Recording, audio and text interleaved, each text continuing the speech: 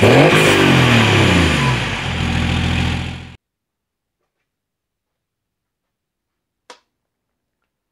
tout le monde, j'espère que vous allez bien. Dans la dernière vidéo, je vous avais dit qu'on irait voir celle qui va accueillir ce nouveau bloc. Manque de peau, à chaque fois que j'ai eu la motivation et le temps surtout, il y a un vent de malade. Inutile. Donc, on va rebondir au sujet suivant. Je vous ai reclaqué le tableau comme je vous l'avais dit. Je les efface, mais ils reviennent. Et là, on va parler de tout ce qui est piston bielle. Comme vous pourrez le constater, il manque des infos que je n'avais pas relevées. On va les relever ensemble. Et comme à l'accoutumée, j'ai pour habitude de revenir rapidement sur le dernier sujet, qui était la culasse. Et j'avais un petit truc à regarder vite fait avec vous. Parce que bien sûr, je ne perds pas... C'est ma culasse test. Hein. Je ne perds pas d'optique. Le passage en essence. Et également, pour le 2,3 litres qui viendra par la suite, sur la base du D25D1, on a les H80. On va essayer d'en tirer le maximum également, en termes de rendement. Tout en gardant de la pièce, bien sûr, BMW réutilisable. On va zoomer un peu là-dessus. Pour ceux également qui n'auraient pas suivi, avec Normandie Usinage, on va faire gagner une rectif de culasse. Donc, pour tout bricoleur qui se mérite, ça peut être pas mal. Restez à l'affût. De toute façon, vous en faites pas. J'en parlerai dans les prochaines vidéos. Pourquoi je l'ai sorti, cette culasse-là? C'est le D30. On voit la délimitation de l'ancien joint de culasse. Et vu que là, on vient de terminer la culasse D3 avec les soupapes d'admission plus grandes, je voulais vérifier un petit quelque chose. Hop là. Joint de culasse de D25 à les H80. Ouais, c'est bien ce que je craignais. C'est qu'en gros, pour notre... Oh, c'est de la merde ça. Pour notre D23, de toute façon, avec un alésage 80, c'est baisé. On va être obligé... Enfin, obligé. On va devoir garder des soupapes d'origine.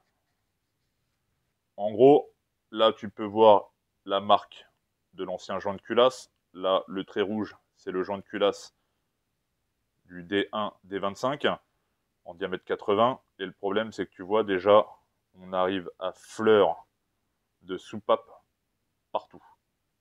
Donc, par le biais de sa conception, parce que dans des cas comme ça, si on veut vraiment jouer là-dessus, après, on joue sur l'angle des soupapes. Mais bon, je suis pas motoriste, hein. Déjà, je suis même pas mécano de base, qu'on se le dise. Après, il faudrait que je détermine également le trou de perçage pour notre bougie d'allumage, et non de préchauffage, hein, pour le passage en essence. Donc, vous voyez un peu le principe. Percer, fileter, le puits d'injecteur deviendra un puits de bougie. Si également, dans le cas où on voudrait optimiser, dans le même cas qu'on a fait sur notre D3 avec les conduits d'échappement, on pourrait polir tout. Tous les conduits, d'accord? Après, je sais qu'il y a l'histoire aussi de surface balle de golf, là, à faire des petits points partout. Enfin, pour tout ce qui est conduit, en tout cas, là, vu que c'est une chier, en gros, un moteur essence normalement constitué est foutu un peu comme l'échappement. On conduit comme ça sera peut-être un peu plus clair, d'accord? Sur un moteur essence, en gros, on a l'équivalent de l'échappement sur notre M57, mais côté également admission. Ce qui fait que tout est foutu à rentrer en direct dans le bloc. Là, vu que notre M57, il y a des systèmes de turbulence avec des conduits qui viennent par le dessus et qui font un cheminement à la con dans la culasse, clairement, ça, pour polir tout ça, laisse tomber. Donc pour le coup, notre culasse 2D3 telle qu'elle est là, pour moi, c'est sa config parfaite. Après, bien sûr, on peut toujours jouer sur des détails, mais clairement, ça devient très compliqué, très coûteux, beaucoup de temps, et j'ai rien de tout ça. Concernant la culasse, on n'en a pas 100% non plus terminé, parce qu'il nous reste les arbres à cam qu'on discutera au moment venu. Ah. Maintenant qu'on va passer au bloc, on va commencer par s'intéresser directement au bielle piston.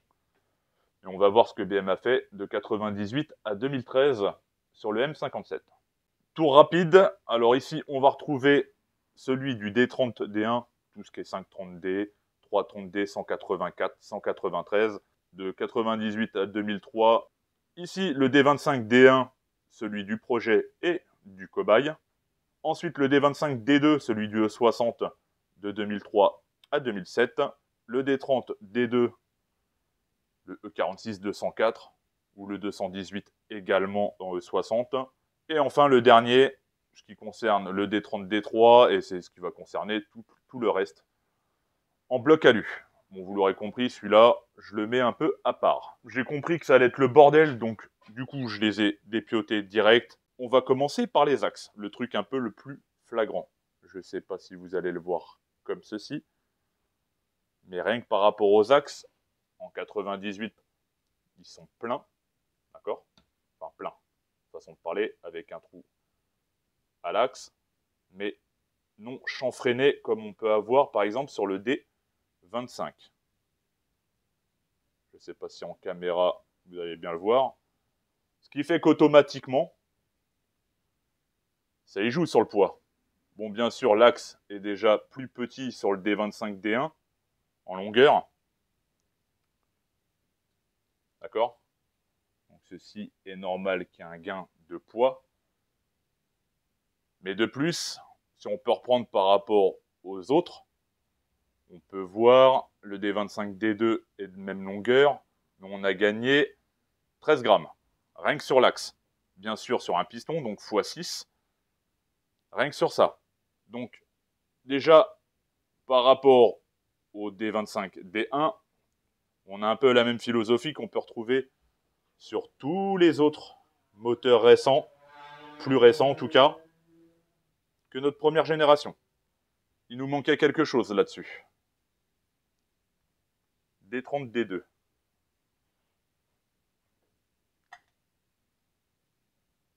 « 291,8. Vous avez compris.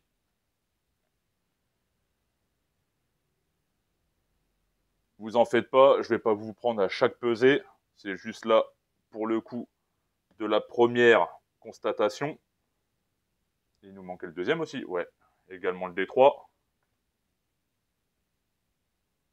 275. Ils ont cherché à faire plus léger au fur et à mesure, tout simplement. On peut voir rien que par rapport au Villebrequin.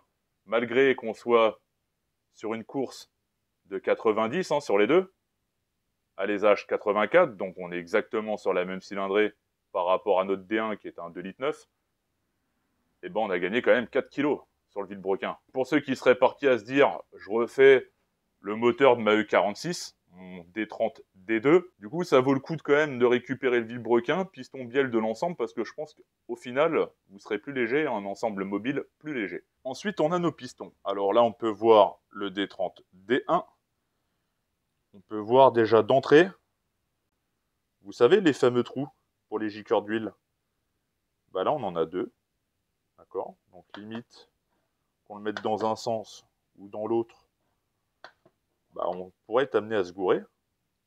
D'où le fait est qu'il y ait une flèche. Elle est où la flèche là-dessus? Elle est de l'autre côté, là.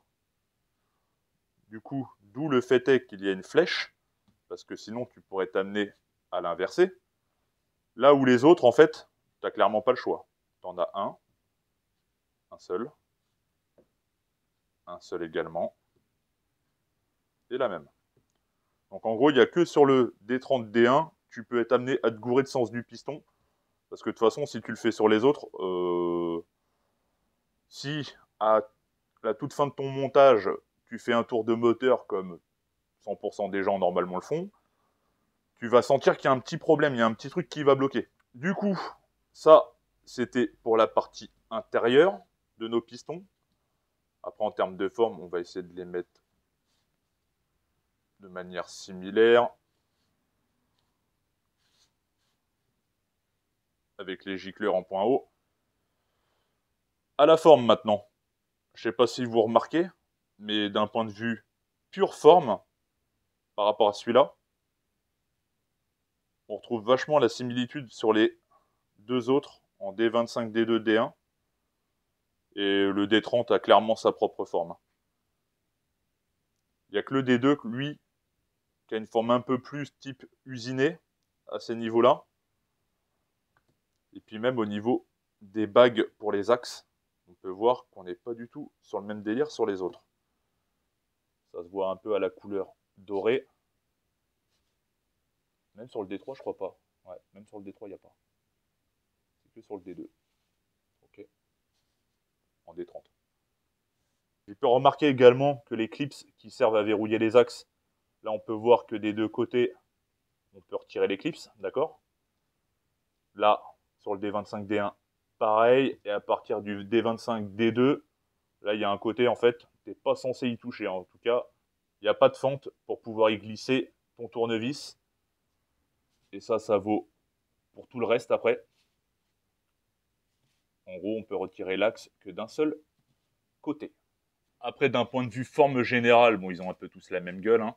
On va retrouver la partie anti-friction sur les bords. Normal, il aura plus tendance à fonctionner dans ce sens-là avec la montée et descente du piston que dans le sens de l'axe. Après, à part le D30 D1, qui a une forme un peu plus brute, si je puis dire, les autres ont un peu tous la même tronche, à quelques détails près. Mais bon, ça reste clairement la même architecture, hormis la partie anti-friction. Encore sur ceux-là, c'est les mêmes. Bon là, vu que l'alésage est plus petit, le piston est plus petit, plus léger également. De l'autre côté, ça dit quoi?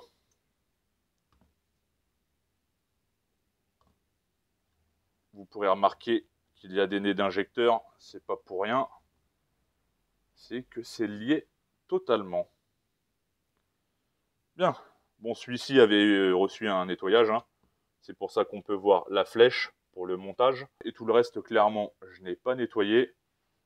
Bien sûr, ce moteur, malgré qu'il soit rebuild, ça reste des bases de pièces d'occasion pour la plupart. Il y a la fatigue mécanique hein, qui s'y accompagne. Le tout, ça aurait été de partir sur de la pièce neuve pour faire vraiment les choses au maximum. Mais bon, on n'est clairement pas sur le même budget.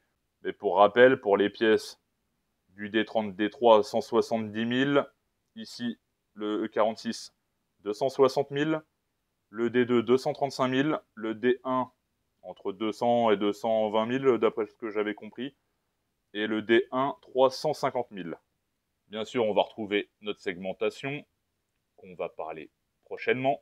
Ici, on va pouvoir voir également le dessus de nos pistons, et on peut voir que les formes ont tout de même évolué. Bon, les deux, ici, sont similaires. C'est pour ça que d'ailleurs, on est avec des nez d'origine DLLA avec un angle de 145, d'accord? Ça, c'est celui du 530D 193. C'est ce qu'on a d'ailleurs monté sur le cobaye. Donc les nez sont arrivés ici, d'accord? On peut voir que tout de suite, quand on parle du D25, D2, l'angle change. Et là, on est passé à un angle DLLA de 162 degrés. Donc, vu que pour le moment dans ma tête, c'est celui-ci qu'on va monter, avec la bielle pour les fameux 75-1 de course. En gros, les injecteurs que je vais monter, peu importe, ça sera avec des nez en 162 ou 160 degrés. Idem pour le D30 du E46 en D2. D'ailleurs, je n'ai pas démonté un nez là-dessus. Je reviens.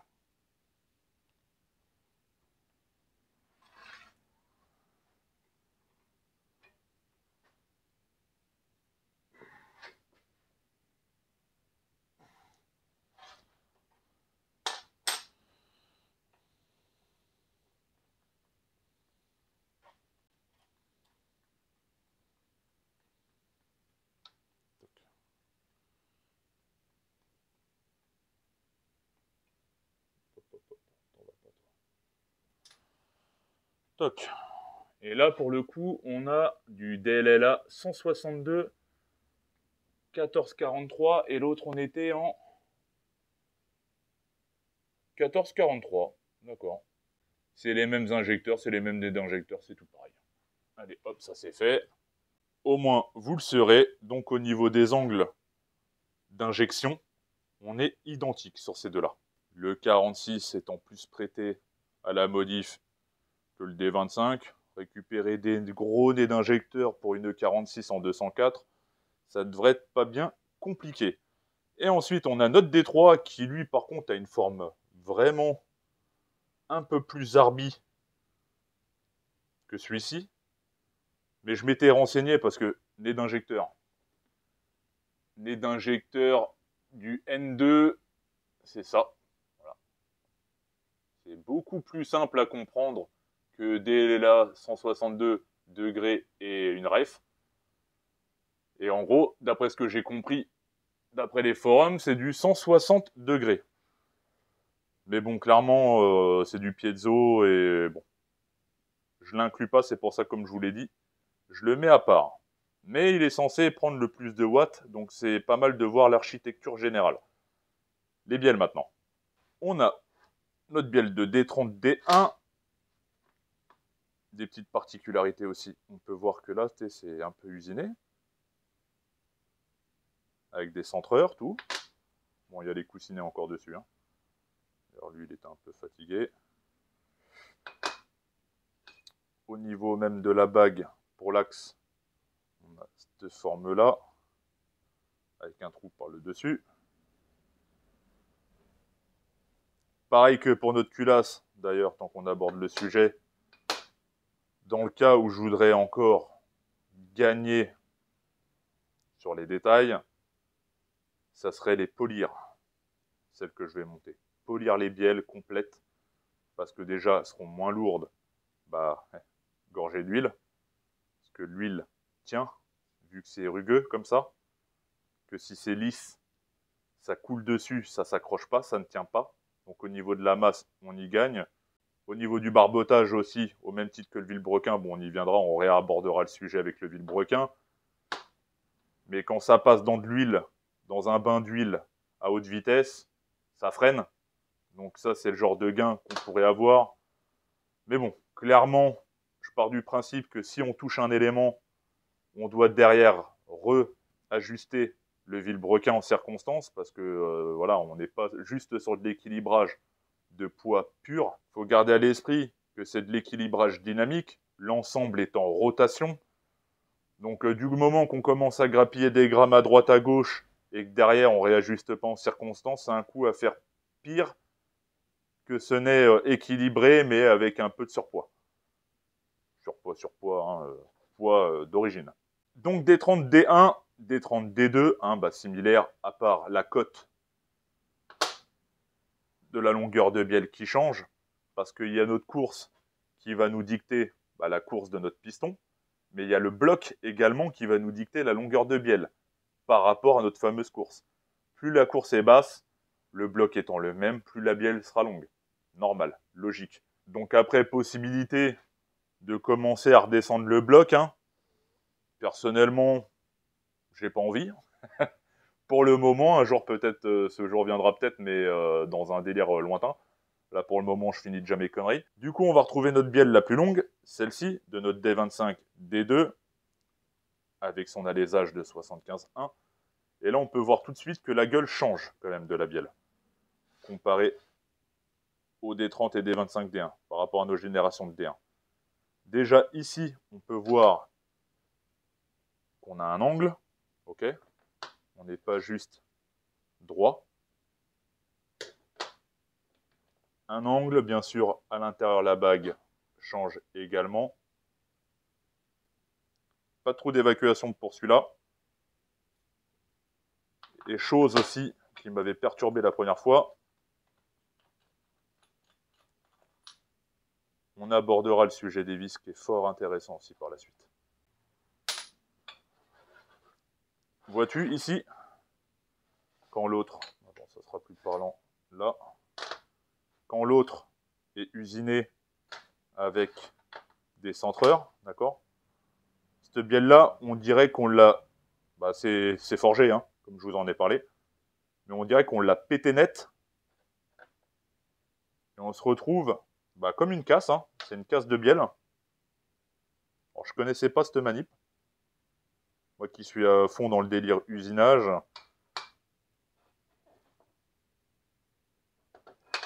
Là, on dirait qu'ils ont conçu la bielle et l'ont pété volontairement, hein, bien sûr.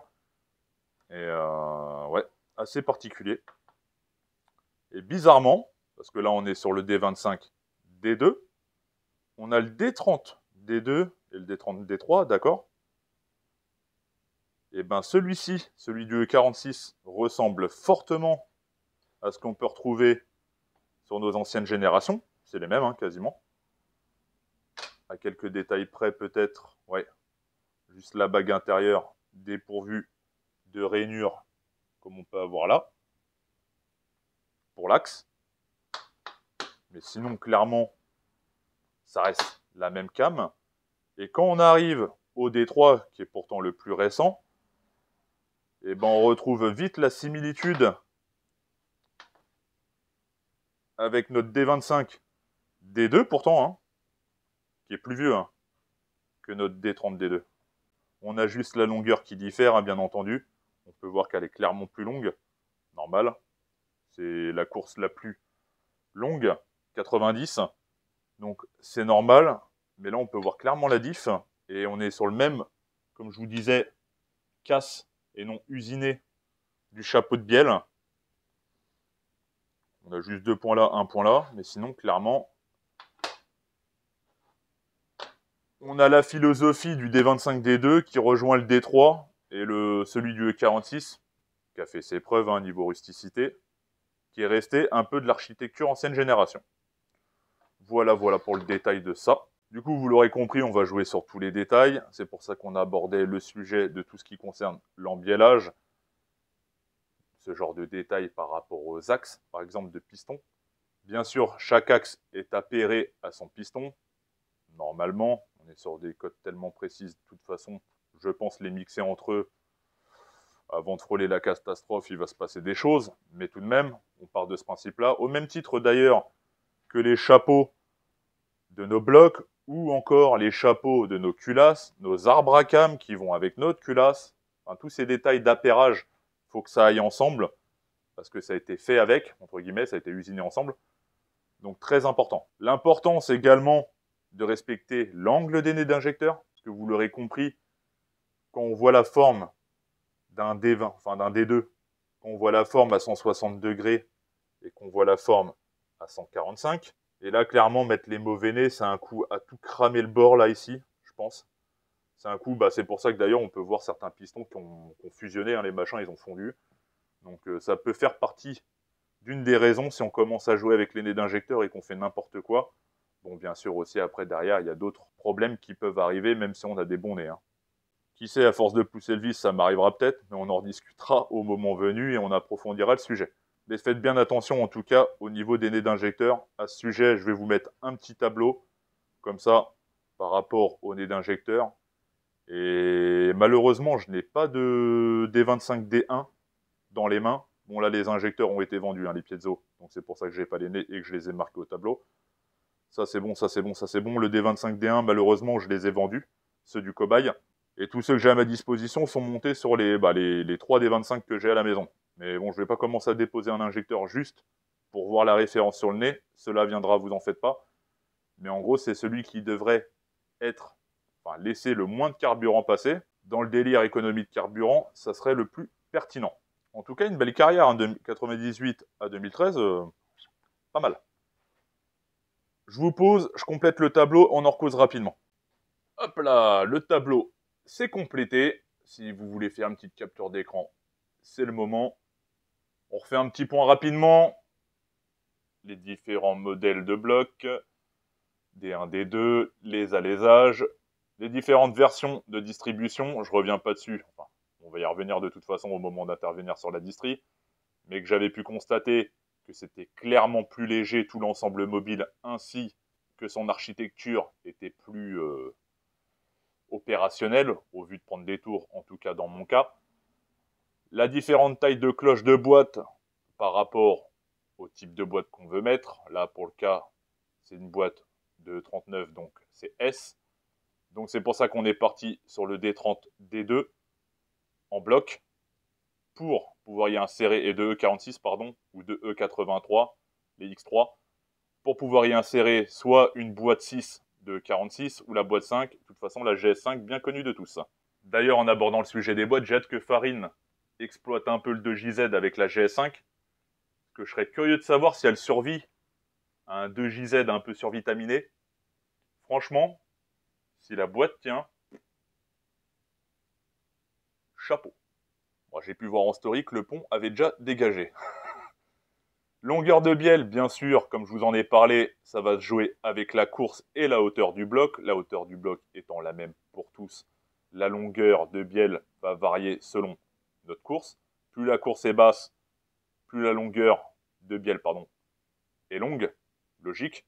Mais on peut voir des petites subtilités. Alors attention, j'ai pris ça au réglé, et comme j'ai pu vous l'expliquer, il y en a qui sont usinés, donc pour la prise de cote, c'est pas mal. Là, clairement, peut y avoir 1 millimètre qui se balade, hein, vu que ça a été cassé, comme je vous en ai parlé. Donc voilà, pas d'une haute précision, mais bon, c'est là. Et d'ailleurs, il y a un autre point qu'on va pouvoir regarder rapidement par rapport au piston, c'est ceci. On y revient juste après. Poids de vilebrequin, bah, comme je vous l'ai dit, le vilebrequin le plus léger, c'est celui du D25-D2 qu'on va utiliser pour pouvoir prendre des tours. Et dans le cas de ceux qui auraient des longues courses en 90, eh ben, je vous invite à récupérer un vilebrequin de D3 qui pèse 4 kg de moins. C'est pas rien pour un vilebrequin. On va avoir le poids des bielles. Bien sûr, plus la bielle est longue, plus il y a de matière, plus c'est lourd. Normal. Ça va pour l'inverse d'ailleurs. Au sujet de notre D25, D1 d'ailleurs, on peut voir, bon, donc l'alésage, ça c'est Elwin. Mais même au niveau des poids, c'est pas déconnant. Poids bielle, poids piston, poids de l'axe. On peut voir qu'on est clairement plus bas que tout le reste des composants qu'on peut avoir sur le reste des M57. Donc, franchement, le D25, D1, sans compter déjà son architecture, même par rapport à l'axe, clairement, c'est pour ça que je vous disais qu'il sortait un peu du lot. En rentrant un peu dans le détail, vous commencez un peu à me comprendre. C'est que il mixe un peu l'ancienne génération avec le D1 et la nouvelle avec le D2 par rapport à nos axes chanfreinés pour pouvoir gagner en poids et tous les autres petits détails qui s'y accompagnent. Pour nos deux D25, de toute façon, au biais de leur architecture, on va pas trop être regardant. Par contre, ça va être intéressant de regarder pour les D30, surtout pour le D2 et le D3, qui sont vachement similaires par rapport à leur course et à les âges. On peut voir déjà le poids de l'axe et également le poids du piston, qui est beaucoup plus faible que celui du E46. Donc ouais, ça vaut le coup de prendre tout ce qui est vilebrequin, bielle, piston d'un D30, D3, pour pouvoir alléger tout l'ensemble mobile. Et c'est le petit 1 mm qu'il y a ici, là, qui m'a fait tilter à ceci. La différence de hauteur de nos pistons. Bon, là, on peut voir que c'est exactement les mêmes. Bien sûr, la prise de cote se fait par la partie qui sort de notre bloc. C'est là où on va pouvoir prendre nos cotes pour notre joint de culasse, d'ailleurs. Donc, c'est là que ça va être pertinent. Donc là, on peut voir que c'est les mêmes. Ici, on a quoi? D25, D2. Là, vous allez vite voir qu'il y a un petit souci, déjà. Hop là. Là, on peut voir le fameux millimètre que je vous parlais. Donc, c'est pour ça que si on réutilise ce piston-là, mais avec la bielle Vilebrequin pour le D23 que je compte fabriquer, il va falloir passer sur un joint de culasse sur mesure, avec 1 mm de plus. Sinon, ça passera jamais.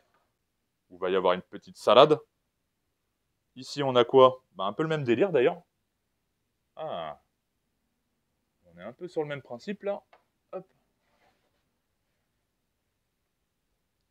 On est dans le sens inverse, du coup. D'accord. Attends. Je vous pose 2 secondes. J'ai mon cerveau qui bug. D30, D25, D1, c'est les mêmes.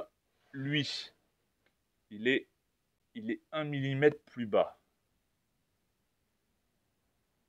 Si on le remet à hauteur,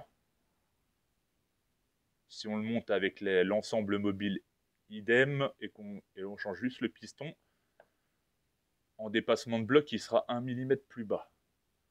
Ok. Là. Il sera 2 mm plus bas. Oh oui. Tu vois, ça, j'avais pas regardé. Il sera encore plus bas d'1 mm. Donc lui, il est plus bas de 2000. En gros, hein, là, je vous la fais à la grosse. Et là, il est pareil. Ok. Intéressant. Intéressant pourquoi? Dans le cas où je voudrais décomprimer le bloc, c'est sur des petits détails comme ça. Mine de rien, si on enlève 2 mm de hauteur, moins de compression moteur, enfin, vous voyez un peu le détail. Là, je pense que la vidéo va être suffisamment garnie, mais bon, au moins, c'est le genre de détail qui peut être sympa. Ces deux-là, en termes d'auteur piston, on est les mêmes. Arrivé au D25, D2, on descend d'1 mm. Et le D2, D3, pardon, en D30, on redescend encore d'1 mm. C'est-à-dire qu'au moment au niveau du dépassement du bloc, eh ben, il sera 2 mm plus bas, en gardant la même bielle et même vilebrequin. Même moi, vous voyez, en tournant ma petite vidéo, j'en apprends. Bah écoutez, je pense qu'on a fait suffisamment le tour. On va revoir nos pistons d'ici peu, hein. Segmentation. D'ailleurs, moi qui pensais que j'avais fait le plus chiant, j'en avais oublié la coupe des segments. Donc, ouais, il y a un peu de boulot encore. Un bon coup de nettoyage sur tous les composants parce que, pareil, pour au moins concernant le poids des pistons, j'ai pas mis de virgule, c'est que tout simplement, ils sont vat d'huile les machins. Donc on a vite fait d'avoir des grammes qui se baladent, donc je vous les fais à la grosse, hein, d'accord? Le mieux c'est bien séché, bien dégraissé, et on prend des vraies cotes. Mais bon, ça peut déjà vous donner une grosse idée des différents composants et de leur poids. Et l'ennemi, c'est la masse. Dernière petite parenthèse, et je vous laisse, les visseries. Clairement, les visseries de bielle, c'est ce qu'on retrouve exactement les mêmes sur M4 et M2. Donc les bielles, enfin les vis de bielle en elles-mêmes, avant de les changer, il va falloir commencer à faire un sérieux dragster. Mais vous verrez que c'est pas mal intéressant l'histoire de la visserie, qu'on va aborder en profondeur par la suite, surtout au niveau du vilebrequin. Vous allez voir, il y a des petites subtilités qui peuvent d'ailleurs servir pas que les possesseurs de M57, ceux qui ont des M3E46. Le sujet, je pense, pourrait vous intéresser si vous avez jamais fait attention à ce détail. Pour le coup, tous ces détails-là, de toute façon, on va y revenir. Mais pour l'heure, j'ai envie de vous dire à une prochaine. Allez, bye.